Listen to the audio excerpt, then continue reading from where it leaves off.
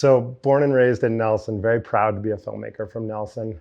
I started when I was 15 years old, and like anyone in Nelson, I wanted to be a pro skier or a pro mountain biker. Very classic Nelson story. All my friends were doing backflips and big drops, and I didn't really want to do them. So this became the perfect excuse to hold the camera while they did that kind of thing. Luckily, some of my friends went on to be some of the best in the world at these sports, and I got to tag along with the camera. So that was part of my origin. But the other part was like, it felt possible. I did work experience at 15 years old with Bill Heath and got to learn how to edit and see the ski film stuff he was doing. And again, he's such a great artist, but a relatable human that you could see yourself doing it. You saw him taking off to Norway to film for Warren Miller, and you were like, okay, someone from this town does it, I can do it too. And that started to happen everywhere in this town. There's filmmakers like Derek Westerland, who made the New World Disorder series out of Nelson. There were all these people doing it. So calling yourself a filmmaker, and I should say, Bill Heath was the one who taught me to say I am a filmmaker. Whenever he'd introduce me as a 15-year-old kid, he'd be like, hi, this is you have to meet Jeremy Grant. He's a filmmaker. And I never had the courage to say that out loud. But it was little lessons like that that allowed me to go on and do it early. And so I followed action sports, but really quickly learned I love telling stories. And so told stories wherever I could. But I also loved traveling the world and loved good human beings. And filmmaking is the greatest for connecting with people. There's very seldom a 9 to 5, a clock in, clock out. Everyone is bleeding for a project. So when you get involved in filmmaking, you want to be working with people who are going to bleed for it as well. So passion just percolates through every single facet of it. And that community of passion is really what I fell in love with.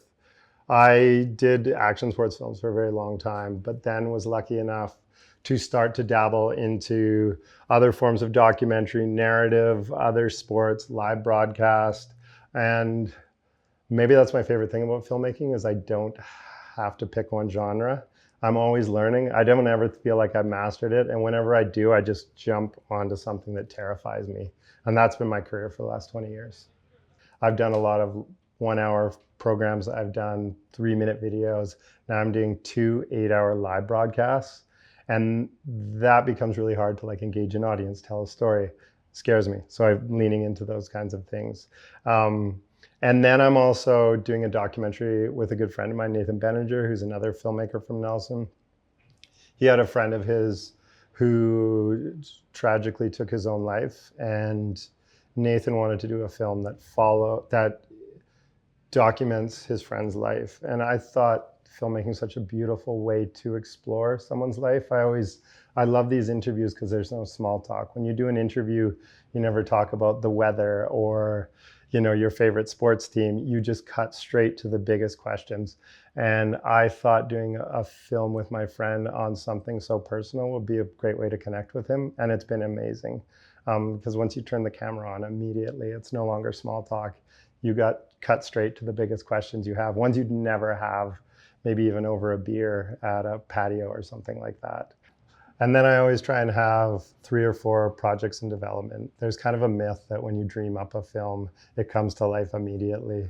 But I'm just recently getting into fishing, and it reminds me a lot of filmmaking, where no matter how well you know the bait and the lure and where the fish will be, you never quite know. So it's just a game of like casting as many ideas as you can out into the world that you're passionate about. And timing is such a key thing with filmmaking, that sometimes you have this idea and it'll be ahead of its time and people aren't ready for it, but then it'll hook later, or sometimes it'll evolve. So many of the documentaries I've done started as one thing, and then a client has needed a solution for something, and I'm like, well, I already have this film sitting and waiting. Nelson's film community is unbelievable. And I do trace it back to some of those originals. You can see the tree from Bill Heath inspiring people like Derek Westerland, who inspired people like myself, Alex Phosphid, Eric Crosland, who inspired people like Clay and Simon, who inspired, like, you can follow this tree of just this passion trickling down through everyone. And it just goes to show like how important mentorship is within filmmaking. I always say like the best thing I ever did in filmmaking was just volunteer to carry Bill Heath's tripod around. And if you can find a filmmaker that's getting old like myself and needs help carrying a tripod or a drone or whatever that is, just to be close and absorb it. Filmmakers are such a sharing. It's not like a industry where you keep your cards close to your chest and you don't share anything. And I think Nelson's really flourished in that and has so much potential. I think Nelson is amazing at outdoor sports, like documentary, things that go fast in the mountains. Or Nelson is celebrated for those aspects, but there is so much more potential here, or talented filmmakers within the documentary space, within the narrative space. And I think Nelson does need to work on amplifying that and championing that. And it's coming out to the films, it's doing local screenings and things like that.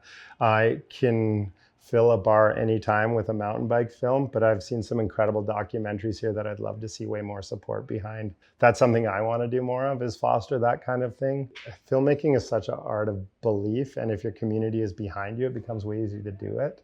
And so the more we can enable our community to do that and those dreaming. And my daughter is 11 years old, and this is where I correct myself. I wanted to say an aspiring filmmaker, but she's not. She's a filmmaker.